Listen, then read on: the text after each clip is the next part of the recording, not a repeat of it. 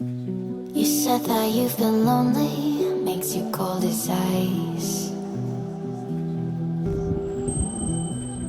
Hard to get to know me, but better than the lies. No way I'd let you slip by. It looks good right.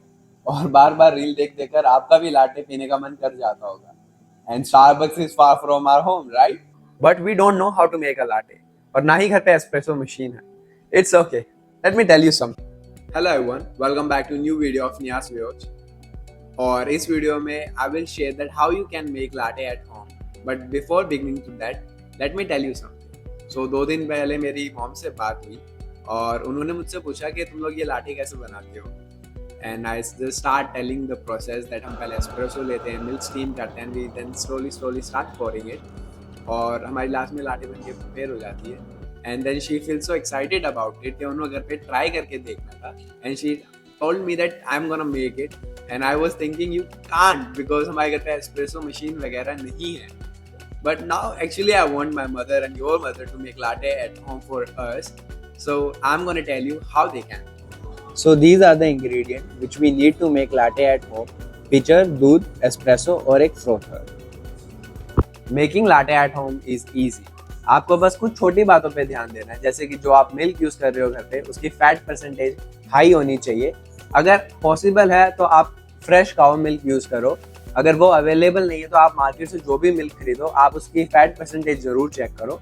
In case if you have wagon, आप almond milk या ought milk use कर सकते हो। काफी brands हैं जो specially latte के लिए मिल्क बनाती हैं।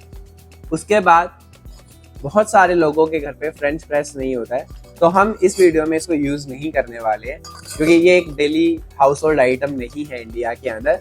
हमें सिर्फ एक फ्रोथर चाहिए, और आप कोशिश करो कि आप अच्छी कंपनी का फ्रोथर लो। और अगर आपके पास फ्रोथर नहीं है तो I am sorry, you can't make latte at home may be, but frother ज़्यादा महंगे नहीं आते, just cost you like 200 to 300 rupees, और आप इसको ऑनलाइन ईजिली खरीद सकते हो। लाटे का टेस्ट उसकी कॉफ़ी की क्वालिटी पे बहुत डिपेंड करता है। एस्प्रेसो जितना अच्छा होगा, लाटे का टेस्ट उतना अच्छा होगा। तो आप कोशिश करो जो भी आप कॉफ़ी ले रहे हो वो अच्छी से अच्छी कंपनी और टेस्ट की रहे।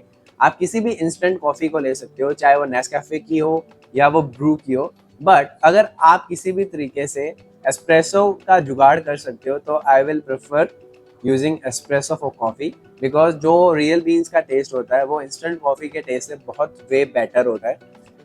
And now let's see how to make latte. तो हमारे पास इधर 2 टाइप की कॉफ़ी है, एक इंस्टेंट पाउडर कॉफ़ी है और एक एस्प्रेसो कॉफ़ी है। तो अभी के लिए मैं इन दोनों को एक एक करके यूज़ करूँगा और आपको इसके रिजल्ट्स दिखाऊंगा। आप किसी भी छोटे बेकर में अपनी पहले इंस्टेंट कॉफ़ी निकाल लें और उसके बाद गर्म पानी उसमें फिल कर दे approximately 30 to 60 ml। Then stir it well ताकि कोई लम्प वगैरह ना रह जाए। उसके बाद अपने पिचर में 250 ml to 270 ml का मिल्क लेकर ओवन में 65 डिग्री सेल्सियस के लिए गर्म होने के लिए रख दें। एंड मेक श्योर कि आप उसको चेक करें। And you are ready to start frothing your milk. जब आप मिल्क फ्रोथ करो तो आपको इसकी साउंड पे बहुत ध्यान देना है। अगर इसकी साउंड करके आ रही है, इट मीन्स कि आप सही फ्रोथ कर रहे हो। और अगर इसकी साउंड अगर ऐसे आ रही है whoosh whoosh whoosh whoosh whoosh, तो मतलब आप गलत तरीके से फ्रोथ कर रहे हो। तो जब भी आप मिल्क फ्रोथ करो, इसकी साउंड बहुत मैटर करती है कि वो एक स्नेकी साउंड रहे। आफ्टर फ्रोथिंग आई प्रेफर कि एक बीकर से दूसरे बीकर में मैं मिल्क डाल लूँ ताकि वो अच्छे से मिक्स हो जाए और उसमें कोई एक्स्ट्रा बबल्स ना रहे, ताकि हमारी कॉफ़ी का बेस स्मूथ रहे। सो while making latte, the selection of cup matters a lot. आपको इस बात का ध्यान देना है कि जो आप कप सेलेक्ट करें वो चौड़े मुंह का हो, उसका ऊपर से सरकमफ्रेंस ज़्यादा हो, ना कि नैरोड हो। आपको एक wide open mouth cup select करना है क्योंकि ये आपको ज़्यादा सरफेस देगा, ज़्यादा एरिया देगा अच्छा लाटे आर्ट पोर करने के लिए। Now the fun part begins. आप पिचर में दूध को अच्छे से मिक्स कर लें।